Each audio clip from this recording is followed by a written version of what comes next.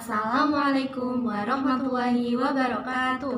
Halo teman-teman semua, perkenalkan nama saya Anissa Janatul Naim. Saya dari program studi pendidikan Islam anak usia dini. Nah, di sini saya bersama teman saya nih. Halo. Halo, Kenalin dong, namanya siapa? namaku Faras Mimtiafila dari program studi pendidikan Islam anak usia dini. Pada kesempatan kali ini, kami akan berbincang-bincang sedikit nih mengenai hakikat daripada kurikulum dan pentingnya kurikulum dalam pendidikan anak usia dini. Di sini saya mau tanya nih sama Mbak Vivi, sebenarnya hakikat daripada kurikulum sendiri itu apa sih Mbak Vivi? Pada mulanya, istilah kurikulum digunakan bukan dalam bidang pendidikan, tetapi ada di dalam dunia olahraga yang diambil dari kata kurir, artinya pelari, atau kurere yang artinya tempat berpacu. Jadi kalau di dalam istilah olahraga, kurikulum adalah suatu jarak yang harus ditempuh oleh pelari sehingga sampai pada garis finish yang telah ditetapkan.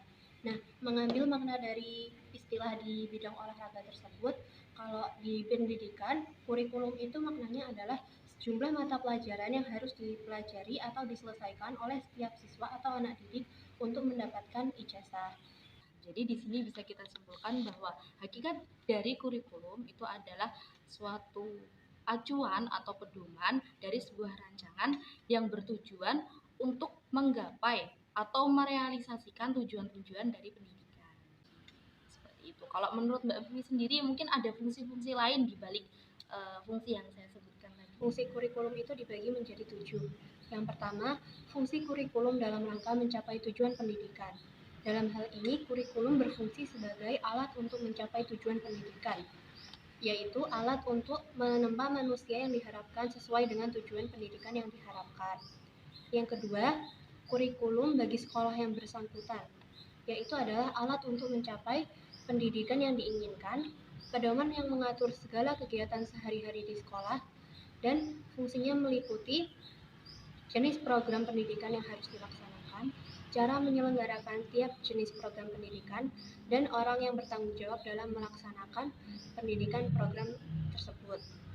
Yang ketiga, fungsi kurikulum bagi lembaga atau jenjang yang di atasnya. Nah, ini fungsinya adalah kesinambungan di mana lembaga yang di atasnya itu harus tahu kurikulum yang digunakan di lembaga sebelumnya gitu. Yang keempat, fungsi kurikulum bagi guru, yaitu guru tidak hanya berfungsi sebagai pelaksana sesuai kurikulum yang berlaku, tetapi juga sebagai pengembang kurikulum dan dalam rangka pelaksanaan kurikulum tersebut. Nah, yang kelima, fungsi kurikulum bagi kepala sekolah. Bagi kepala sekolah, fungsi kurikulum adalah barometer atau alat pengukur keberhasilan program pendidikan di sekolah yang dia pimpin. Yang keenam, bagi pengawas atau supervisor, fungsi kurikulum adalah sebagai pedoman, patokan, dan ukuran, dan menetapkan bagaimana yang perlu disempurnakan atau perbaikan dalam usaha pelaksanaan kurikulum dan peningkatan mutu pendidikan. Yang ketujuh, fungsi pendidikan bagi masyarakat, yaitu mengetahui apakah pengetahuan, sikap, dan nilai, serta keterampilan yang dibutuhkan itu relevan atau tidak dengan kurikulum suatu sekolah. Jadi banyak sekali ya teman-teman ya fungsi dari kurikulum di sini. Selanjutnya yaitu peran kurikulum. Kurikulum itu merupakan syarat yang mutlak dan bagian yang tidak dapat terpisahkan dari pendidikan itu sendiri. Nah, apabila dirinci secara lebih mendetail, apa aja sih peranan penting sebuah kurikulum untuk mencapai tujuan pendidikan, guys? Jadi di sini peran-peran penting sebuah kurikulum dalam mencapai tujuan pendidikan itu sangat banyak ya teman-teman. Antara lain yaitu peran konservatif. Nah, peran konservatif ini menekankan bahwa kurikulum dapat dijadikan sebagai sarana untuk mentransmisikan nilai-nilai warisan budaya. Nilai-nilai warisan budaya masa lalu yang masih dianggap relevan dengan masa sekarang. Nah, terus yang kedua itu ada peranan aktif. Peranan aktif di sini menekankan bahwa kurikulum harus mampu mengembangkan sesuatu yang baru yang sesuai dengan perkembangan yang terjadi di dalam masyarakat. Jadi kurikulum itu harus mengandung hal-hal yang dapat membantu setiap siswa mengembangkan potensi yang dimilikinya untuk memperoleh pengetahuan-pengetahuan baru. Jadi isinya itu harus sesuatu yang unik dan inovatif gitu ya, agar para siswanya itu tertarik untuk mencoba sesuatu itu. Nah, yang ketiga itu ada peranan kritis dan evaluatif. Nah, peranan ini dilatar belakangi oleh adanya kenyataan bahwa nilai-nilai budaya itu senantiasa mengalami perubahan. Dari zaman ke zaman itu budaya senantiasa mengalami perubahan. Nah, sehingga pewarisan nilai-nilai budaya pada masa lalu ke masa yang baru itu perlu dilakukan yang namanya penyesuaian kondisi. Nah, peranan ini berfungsi untuk menilai dan memilah nilai dan budaya serta pengetahuan baru yang akan diwariskan. Jadi tidak sembarangan memasukkan nilai-nilai yang ada dari zaman dulu terus dimasukkan ke zaman sekarang, itu enggak ya teman-teman. Jadi itu tuh melalui tahap pemilihan agar kurikulum yang disusun itu betul-betul benar-benar efektif jika itu diterapkan dalam suatu lembaga pendidikan. Kalau menurut Nais, komponen kurikulum sendiri itu apa? Komponen kurikulum itu ada beberapa ya Mbak Vivi ya. Yang pertama itu ada tujuan, terus yang kedua ada isi atau materi, yang ketiga ada strategi pembelajaran atau kegiatan, terus yang keempat ada evaluasi. Nah, tujuannya sendiri itu berisi tentang penjabaran daripada tujuan pendidikan yang nasional yang mengacu pada Pancasila dan Undang-Undang Dasar 1945. Jadi yang pertama itu tujuan pendidikan nasional, terus yang kedua nanti ke bawahnya itu tujuan institusi lembaga, terus turun lagi ke tujuan mata pelajaran, dan yang terakhir itu tujuan dari pembelajaran. Dan yang kedua yaitu ada isi atau materi.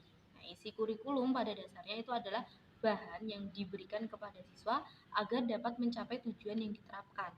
Nah, isi dari materi itu harus berkenaan dengan kemampuan pengetahuan yang dimiliki oleh siswa. Dan yang ketiga, ini ada evaluasi atau penilaian.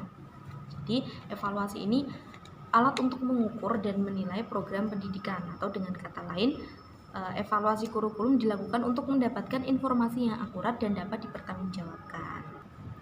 Nah, itu tadi pembahasan kita mengenai hakikat kurikulum. Nah, yang kedua ini itu juga tidak kalah penting teman-teman semua, yaitu kita akan membahas tentang pentingnya kurikulum dalam pendidikan anak usia dini. Menurut Mbak Vivi sendiri nih, seberapa penting sih kurikulum dalam lembaga pendidikan anak usia dini? Jadi anak usia dini itu kan masih dalam usia golden age, di mana mereka itu otaknya itu masih berkembang, masih bisa menyimpan banyak memori, yang mana 80% dari fungsi otak itu terpakai di usia ini. Nah, pada masa ini juga anak itu mengalami pertumbuhan dan perkembangan yang tidak normal, baik secara fisik, atletik, emosional, kognitif, maupun psikososial.